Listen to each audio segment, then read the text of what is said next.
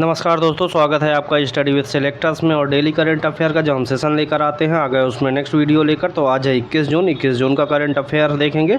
इसमें हम आपको जो है लगभग से 15 से 20 क्वेश्चन जो है वो हम आपको ऑब्जेक्टिव टाइप के करवाएंगे और उसमें हर क्वेश्चन का हम डिटेल इसमें कवर करेंगे। और ये सेशन आपको ज़्यादा से ज़्यादा 20 से 25 मिनट का होता है और मोस्ट इंपॉर्टेंट करंट अफेयर इसमें आपको कवर करवाए जाते हैं। यदि आप 20 से 25 मिनट यहाँ पर टाइम देते हैं तो इसके बाद कहीं भी करंट देखने की आपको ज़रूरत नहीं है। आगे चलते हैं। आगे चलने से पहले आप सभी से अपील करते हैं कि यदि आपने अभी तक हमारे चैनल स्टडी विद सिलेक्टर्स को सब्सक्राइब नहीं किया है तो प्लीज़ सब्सक्राइब कर लें और बेल आइकन दबाना बिल्कुल ना भूलें, जिससे सबसे पहले नोटिफिकेशन आप तक पहुँचता रहे। इस वीडियो का PDF जो है इसको पाने के लिए हमारा टेलीग्राम का जो लिंक है डिस्क्रिप्शन में दिया है, वहाँ से जाके आप टेलीग्राम जरूर ज्वाइन कर लें। तो देखते हैं आज 21 जून का पहला जो क्वेश्चन है वो क्या कह रहा है हाल ही में विश्व सिकल सेल दिवस कब मनाया गया है। तो ऑप्शन में कह रहा है 19 जून, ऑप्शन दूसरे में कह रहा है 18 जून, ऑप्शन तीसरे में कह रहा है 17 जून और ऑप्शन चौथे में कह रहा है 16 जून। तो सिकल सेल जो है दिवस जो है, विश्व सिकल सेल दिवस जो है वो कब मनाया गया है ये बताना है। तो इसका सही आंसर क्या होगा? इसका सही आंसर होगा 19 जून। 19 जून को हाल ही में विश्व सिकल सेल दिवस जो है वो मनाया गया है। मोस्ट इंपॉर्टेंट क्वेश्चन है, सिकल सेल दिवस जो है वो पूछा जाता है, तो आप ज़रूर ध्यान रखेंगे। 19 जून को ये मनाया गया है। सिकल सेल दिवस के बारे में कुछ थोड़ा बहुत जानकारी देख लेते हैं। कह रहा है कि विश्व सिकल सेल दिवस जो है वो हर साल 19 जून को मनाया जाता है। यह एक वार्षिक कार्यक्रम है जिसका उद्देश्य क्या है? वैश्विक स्तर पर सिकल सेल रोग के बारे में जागरूकता बढ़ाना। इसका वैश्विक स्तर पर सिकल सेल रोग के बारे में जागरूकता बढ़ाना जो है वो इसका कार्यक्रम का उद्देश्य है। विश्व सिकल सेल दिवस 2024 का जो थीम है वो क्या है? प्रगति के माध्यम से आशा। सिकल सेल देखभाल को वैश्विक स्तर पर आगे बढ़ाना, ये है इसका सिकल सेल जो है 2024 का थीम। ये आपको ज़रूर याद रखना चाहिए। दिवस से ज़्यादा थीम ज़रूरी है जो पूछा जाता है आजकल। प्रगति के माध्यम से आशा, सिकल सेल देखभाल को वैश्विक स्तर पर आगे बढ़ाना, ये इसका जो है थीम था। आगे देखते हैं कुछ जो दिवस हैं ये फटाफट आप देख लीजिए कि 1 जून को विश्व दुग्ध दिवस, 3 जून को विश्व साइकिल दिवस और आक्रामकता बच्चों को शिकार से बचाने के लिए अंतर्राष्ट्रीय जो दिवस हुआ वो 4 जून को मनाया गया। पर्यावरण दिवस मोस्ट इंपॉर्टेंट है 5 जून। ये ऐसे हम करते हैं तो ये बार बार जो है फटाफट रिवीजन हो जाता है, हमारे पिछले जो भी दिवस हैं वो याद आ जाते हैं। तो 6 जून को क्या मनाया गया? विश्व कीट दिवस। 7 जून को विश्व खाद्य दिवस सुरक्षा दिवस और विश्व महासागर दिवस जो है वो 8 जून को मनाया गया। विश्व प्रत्यानयन दिवस जो है वो 9 जून को मनाया गया। अंतर्राष्ट्रीय अभिलेखाकार दिवस जो है वो 9 जून को मनाया गया। 9 जून को 2 दिवस मनाए गए, विश्व प्रत्यानयन दिवस और अंतर्राष्ट्रीय अभिलेखाकार दिवस। आगे देखते हैं अंतर्राष्ट्रीय खेल दिवस जो है वो 11 जून को मनाया गया और बाल श्रम निषेध दिवस जो है वो 12 जून को मनाया गया है। और विश्व एल्बेनीज जो है रंगहीनता जागरूकता दिवस 13 जून को मनाया गया। विश्व रक्तदान दिवस मोस्ट इंपॉर्टेंट है 14 जून को मनाया गया है। आगे देखते हैं विश्व पवन दिवस जो है वो 15 जून को मनाया गया और विश्व परिवार प्रेषण दिवस जो है वो 16 जून को मनाया गया है। 2 दिवस और हैं जो 17 जून और 18 जून को। अंतर्राष्ट्रीय पिकनिक दिवस जो है वो 18 जून को मनाया गया और विश्व मरुस्थलीकरण और सूखा रोकथाम दिवस जो है वो 17 जून को मनाया गया है। और 19 जून को सिकल सेल दिवस जो मनाया गया है ये हमने अभी आपको बताया है। आगे देखते हैं नेक्स्ट क्वेश्चन कह रहा है हाल ही में पारिस्थितिकी तंत्र के पुनर्वास के लिए प्रकृति बहाली कानून किसने अपनाया है। ऑप्शन में कह रहा है यूरोपीय संघ ने, ऑप्शन दूसरे में कह रहा है बिम्स्टेक ने, ऑप्शन तीसरे में कह रहा है नाटो ने और ऑप्शन चौथे में कह रहा है आसियान ने। तो पारिस्थितिकी तंत्र से पुनर्वास के लिए प्रकृति बहाली कानून जो है वो किसने अभी हाल ही में अपनाया है। तो इसका सही आंसर क्या होगा? इसका सही आंसर होगा यूरोपीय संघ। यूरोपीय संघ ने जो अभी हाल ही में पारिस्थितिकी तंत्र के पुनर्वास के लिए प्राकृतिक बहाली कानून को है अपना लिया है। कौन? यूरोपीय संघ। इसके बारे में थोड़ा जानकारी देखते हैं ये क्या है। तो ये है कृषि पारिस्थितिकी तंत्र में जैव विविधता को बेहतर बनाने के लिए किसने? यूरोपीय संघ के देशों ने निम्नलिखित 3 संकेतकों में से 2 में प्रगति करनी होगी। 3 संकेतक जो हैं इसमें 2 की प्रगति ये करेंगे। संकेतक क्या है? चारागाह तितली सूचकांक जो है उसमें उच्च विविधता वाले परिदृश्य सुविधाओं वाली कृषि भूमि का हिस्सा। और तीसरा क्या है? फसल भूमि खनिज मिट्टी में कार्बन का भंडार। तो ये हम इनके 3 जो संकेतक हैं जिनमें दो में इनको वृद्धि करनी होगी। और सामान्य कृषि भूमि पक्षी सूचकांक को बढ़ाने के उपाय भी किए जाने चाहिए। किसमें? सामान्य कृषि भूमि में पक्षी सूचकांक को बढ़ाने के भी उपाय किए जाने चाहिए, क्योंकि पक्षी जो है वो जैव विविधता की समग्र स्थिति में अच्छे संकेतक हैं। कौन है? पक्षी जो हैं वो जैव विविधता में समग्र में अच्छे संकेतक माने जाते हैं। नए कानून में यूरोपीय संघ के लिए 2030 तक यूरोपीय संघ के कम से कम 20% भूमि और समुद्री क्षेत्र को 20% जो भूमि है और समुद्री क्षेत्र है तो उसमें बहाली जो है वो करने का लक्ष्य रखा गया है। तो ये क्वेश्चन नंबर जो था उसका डिटेल हमने देखा। आगे देखते हैं नेक्स्ट क्वेश्चन। नेक्स्ट क्वेश्चन में कह रहा है, हाल ही में किस हाई कोर्ट ने राज्य सरकार के 65% आरक्षण कानून को रद्द कर दिया है? ऑप्शन में कह रहा है महाराष्ट्र, ऑप्शन दूसरे में कह रहा है दिल्ली, ऑप्शन तीसरे में कह रहा है कोलकाता और ऑप्शन चौथे में कह रहा है पटना। तो किस हाई कोर्ट ने राज्य सरकार के जो 65% आरक्षण का कानून था उसको रद्द कर दिया है? तो इसका आंसर क्या होगा? उस हाई कोर्ट का नाम क्या है? उस हाई कोर्ट का नाम है Patna high court. Patna high court ने अभी जो नीतीश सरकार ने जातिगत आरक्षण करवाया था, भारत का पहला जो राज्य बिहार है जातिगत आरक्षण जातिगत जनगणना करवाई, उसमें उन्होंने 65% आरक्षण जो है वो दिया था। किसमें? ओबीसी वर्ग को या अन्य पिछड़ा वर्ग को।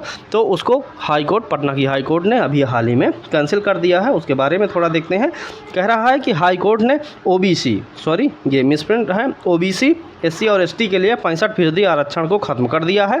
बिहार सरकार ने पिछड़ा वर्ग, अत्यंत पिछड़ा वर्ग और अनुसूचित जाति तथा अनुसूचित जनजाति के लिए आरक्षण की सीमा जो है वो क्या है? उसका नियम है 50% आरक्षण का मैक्सिमम जो है आरक्षण हो सकता है, उसको पार करके 65% कर दिया था।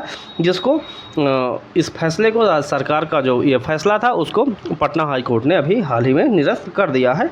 आगे देखते हैं। अगला क्वेश्चन देखने से पहले आप सभी से एक बार अपील करते हैं कि यदि आपने हमारा चैनल अभी तक सब्सक्राइब नहीं किया है तो प्लीज़ सब्सक्राइब कर लें, ज़्यादा से ज़्यादा लोगों तक शेयर करें। और इस वीडियो का PDF पाने के लिए डिस्क्रिप्शन में टेलीग्राम का जो लिंक दिया है वहां पर जाएं और टेलीग्राम ज़रूर ज्वाइन कर लें। वहां हर रोज़ की PDF आपको फ्री ऑफ कॉस्ट अवेलेबल होती रहती है। फटाफट आप रिवीजन वहां से कर सकते हैं। देखते हैं अगला क्वेश्चन। कह रहा है, हाल ही में नीरज चोपड़ा ने पावो नूरमी खेलों में कौन सा पदक जीता है? तो कौन? नीरज चोपड़ा जो हैं वो हैं जेवलिन थ्रोवर हैं एक, और ये कहाँ के हैं? ये हरियाणा राज्य के हैं। उन्होंने पावो नूरमी खेलों में कौन सा पदक जीता है? ऑप्शन में कह रहा है gold medal, option B silver, option B में सिल्वर, ऑप्शन सी में ब्रॉन्ज या ऑप्शन डी में कह रहा है कि इनमें से कोई नहीं उन्होंने जीता है। तो नीरज चोपड़ा जो जेवलिन थ्रो के जो खिलाड़ी हैं हरियाणा राज्य से संबंध रखते हैं, उन्होंने पावो नूरमी खेलों में गोल्ड मेडल है वो जीता है। तो क्वेश्चन का आंसर होगा गोल्ड मेडल। आगे थोड़ा डिटेल देखते हैं इससे संबंधित। तो भारतीय जेवलिन स्टार नीरज चोपड़ा ने फिनलैंड में ये हुआ है। कहाँ पर? फिनलैंड में हो रहा है। फिनलैंड के तुर्कू में ये जो है पावो नूरमी जो है गेम्स आयोजित किए जा रहे हैं, जिसमें पुरुष जेवलिन थ्रो इवेंट में स्वर्ण पदक जीतकर उन्होंने अपने करियर में एक और उपलब्धि हासिल कर ली है नीरज चोपड़ा ने। पावो नूरमी गेम्स एक महत्वपूर्ण वर्ल्ड एथलेटिक कॉन्टिनेंटल टूर है जो एक प्रतिष्ठित इवेंट है। तो ये इस प्रश्न का थोड़ा सा डिटेल था जो हमने देखा। आगे देखते हैं नेक्स्ट क्वेश्चन। नेक्स्ट क्वेश्चन में कह रहा है, हाल ही में समलैंगिक विवाह को मान्यता देने वाला दक्षिण पूर्व एशिया का पहला देश कौन सा बना है? ऑप्शन में कह रहा है बांग्लादेश, ऑप्शन दूसरे में कह रहा है थाईलैंड, ऑप्शन तीसरे में कह रहा है म्यांमार और ऑप्शन चौथे में कह रहा है श्रीलंका। तो प्रश्न एक बार फिर से देखते हैं। कह रहा है, हाल ही में समलैंगिक विवाह को मान्यता देने वाला दक्षिण पूर्व एशिया का पहला देश कौन सा बना है? तो इसका सही आंसर क्या होगा? इसका सही आंसर होगा ऑप्शन बी में दिया है थाईलैंड। थाईलैंड जो देश है वो समलैंगिक विवाह को मान्यता देने वाला दक्षिण पूर्व एशिया का पहला जो है वो देश बन गया है। प्रश्न का आंसर होगा थाईलैंड। इसके संबंधित कुछ जानकारी देखते हैं। क्या कह रहा है कि जो ताइवान है, ताइवान 2019 में और नेपाल 2023 में समलैंगिक विवाह को वैध बनाने के बाद विवाह समानता की अनुमति देने वाला जो थाईलैंड है वो एशिया का तीसरा देश है और दक्षिण पूर्व एशिया का पहला देश है। तो एशिया का पहला देश ताइवान था, दूसरा नेपाल और तीसरा जो बन गया है वो थाईलैंड बन गया है। ऐसा करने वाला थाईलैंड दक्षिण पूर्व एशिया का तो पहला देश है, लेकिन एशिया का जो है वो तीसरा देश है। पहला ताइवान, दूसरा नेपाल और तीसरा थाईलैंड। तो ये प्रश्न का आंसर था। आगे देखते हैं अगला क्वेश्चन। अगला क्वेश्चन कह रहा है, हाल ही में जारी सिपरी की रिपोर्ट के अनुसार भारत में परमाणु हथियारों की संख्या कितनी हो गई है? ऑप्शन में कह रहा है 172, ऑप्शन दूसरे में कह रहा है 170, ऑप्शन तीसरे में कह रहा है 165 और ऑप्शन चौथे में कह रहा है 184। तो सिपरी एक जो रिपोर्ट देती है, उस रिपोर्ट में ये कहा गया है कि भारत में परमाणु हथियारों की संख्या अभी वर्तमान में कितनी हो गई है।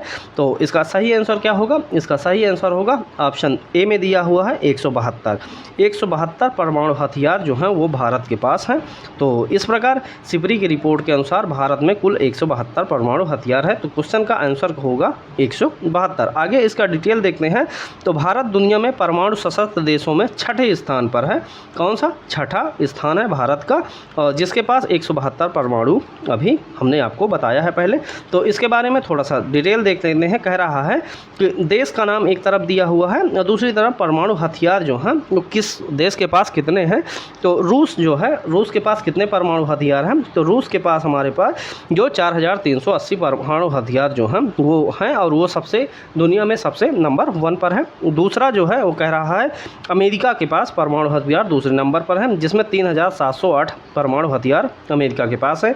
तीसरा नंबर पे है चाइना, हमारा पड़ोसी देश जो है चाइना, 500 जिनके पास परमाणु हथियार हैं। और चौथे नंबर पर है फ्रांस 290 परमाणु हथियार के साथ दुनिया में चौथे स्थान पर फ्रांस अपना स्थान रखता है। और 5वें नंबर पर जो है वो है ब्रिटेन, इनके पास टोटल 225 परमाणु हथियार जो हैं वो इस समय वर्तमान समय में है सिपरी की रिपोर्ट के अनुसार।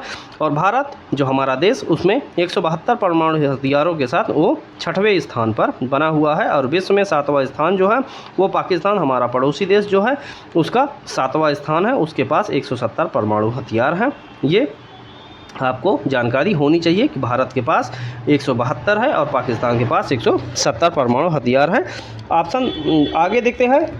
8वें नंबर पे 90 परमाणु हथियार के साथ इजराइल 8वें नंबर पर है और उत्तर कोरिया 50 परमाणु हथियार के साथ 9वें नंबर पर स्थित है। तो ये जो है सिपरी की रिपोर्ट के अनुसार परमाणु हथियार की संख्या और उस देश का नाम है। आगे देखते हैं अगला क्वेश्चन। अगला क्वेश्चन देखने से पहले एक बार फिर आप सभी से हम हाथ जोड़कर रिक्वेस्ट करते हैं कि हमारे चैनल स्टडी विद सेलेक्टर्स को आप ज़रूर से ज़रूर सब्सक्राइब करें, ज़्यादा से ज़्यादा लोगों तक शेयर करें। हमारे मेहनत को सफल बनाने के लिए आप सब्सक्राइब जरूर करें, हम आपसे रिक्वेस्ट करते हैं। आप अपने दोस्तों तक शेयर करें और रिक्वेस्ट करें। हमारे द्वारा पढ़ाया गया जो प्रश्न होता है वो डायरेक्ट प्रश्न आपको देखने को विगत जो एग्ज़ाम हुए हैं उसमें देखने को मिला होगा और आगे भी जो एग्ज़ाम होने वाले हैं उसमें सीधा सीधा प्रश्न यहाँ से आपको देखने को मिलेंगे। अगला देखते हैं क्वेश्चन।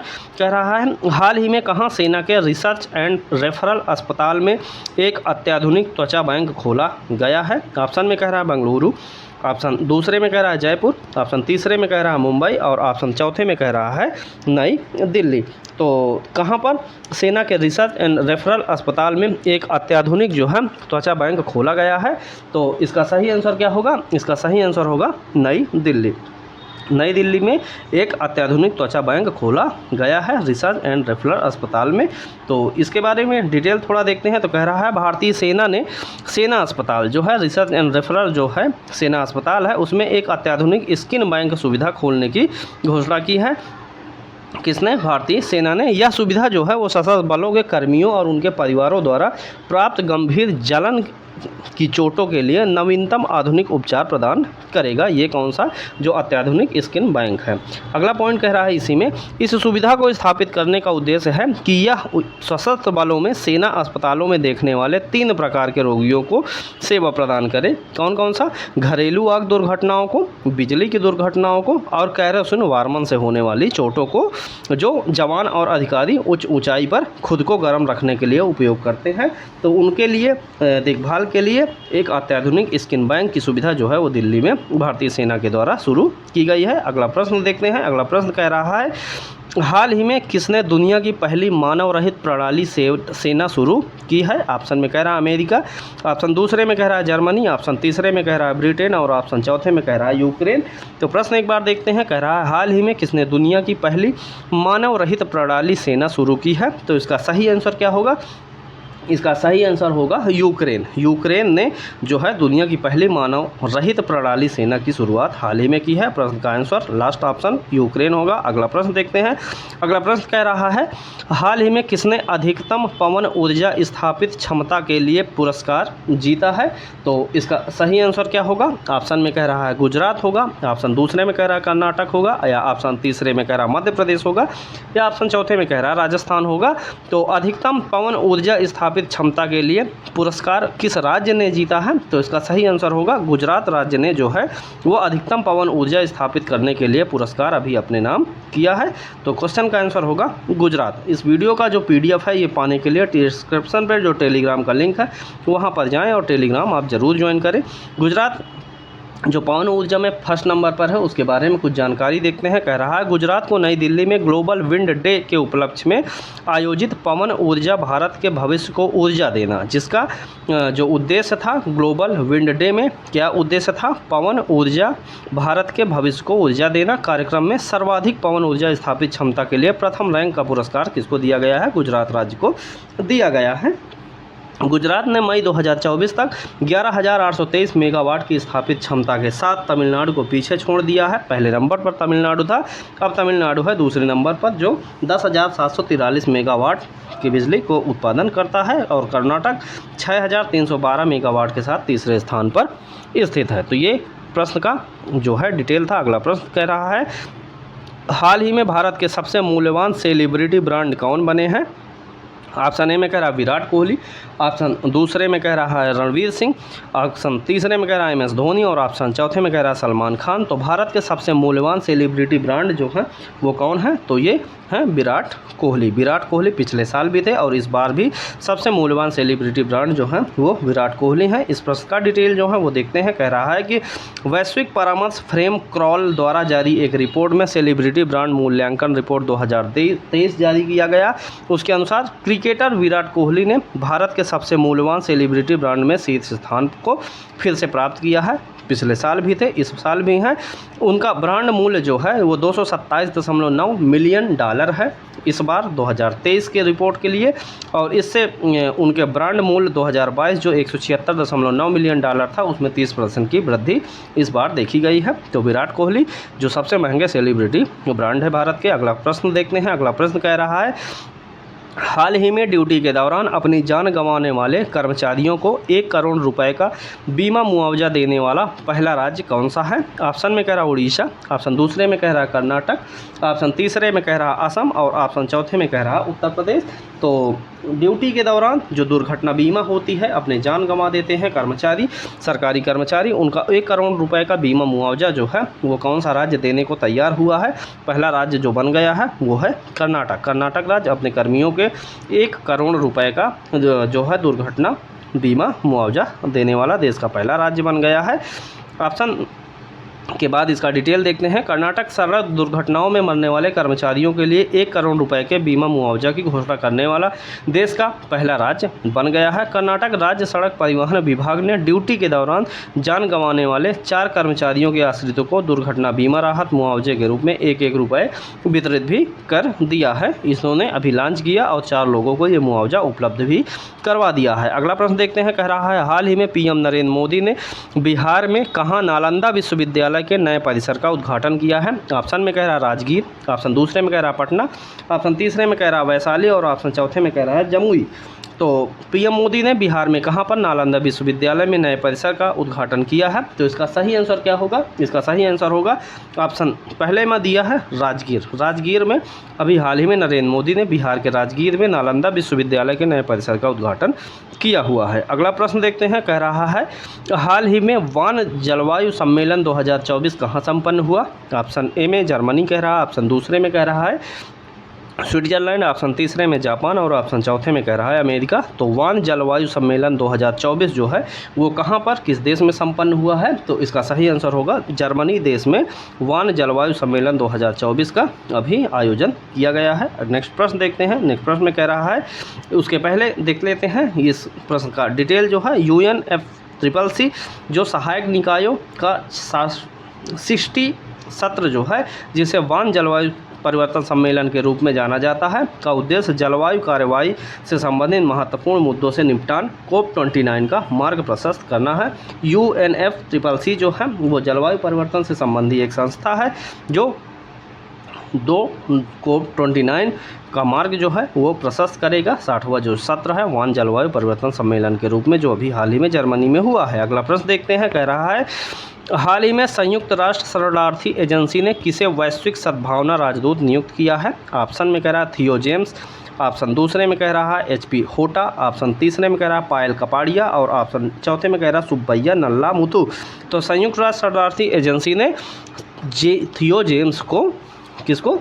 थियो जेम्स को जो है वो वैश्विक सद्भावना राजदूत के रूप में नियुक्त किया है। क्वेश्चन का आंसर क्या होगा? क्वेश्चन का आंसर होगा ऑप्शन पहला थियो जेम्स। नेक्स्ट क्वेश्चन कह रहा है हाल ही में वीवो ने कहाँ पर भारत का सबसे बड़ा मोबाइल फ़ोन विनिर्माण संयंत्र खोला है? तो खोलेगा तो ऑप्शन में कह रहा है चेन्नई, हैदराबाद, जयपुर और नोएडा। तो इसका सही आंसर क्या होगा? इसका सही आंसर होगा वीवो ने जो एक चाइनीज़ कंपनी है वीवो जो है मोबाइल फ़ोन निर्माता है, वो भारत का सबसे बड़ा मोबाइल फ़ोन विनिर्माण संयंत्र जो है वो हाल ही में अभी चेन्नई में वो खोलेगा। उसके द्वारा कहाँ? चेन्नई में ये खोला जाएगा। इस प्रकार हमारे ऑब्जेक्टिव टाइप के जो प्रश्न होते हैं वो ख़त्म होते हैं। अब पिछले दिन का सवाल जिसका जवाब आपको कमेंट बॉक्स में देना है, वो सवाल क्या है? हाल ही में किसे Nelson Mandela life time achievement award से सम्मानित किया गया है, प्रदान किया गया है? तो ऑप्शन में विनोद गड़ात्रा, गौरव सक्सेना, ऋतु जैन या सुशील कौल हैं। तो इस प्रश्न का जवाब देखने के लिए आप हमारे पिछले वीडियो में ज़रूर विजिट करें या नेक्स्ट वीडियो में हम इसका जवाब ज़रूर देंगे। और हमने जो पिछला सवाल पूछा था उस सवाल का जवाब क्या है? उस सवाल का जवाब है मध्य प्रदेश। तो इस प्रकार हमारा ये आज का सेशन जो होता है वो अपना ख़त्म होता है।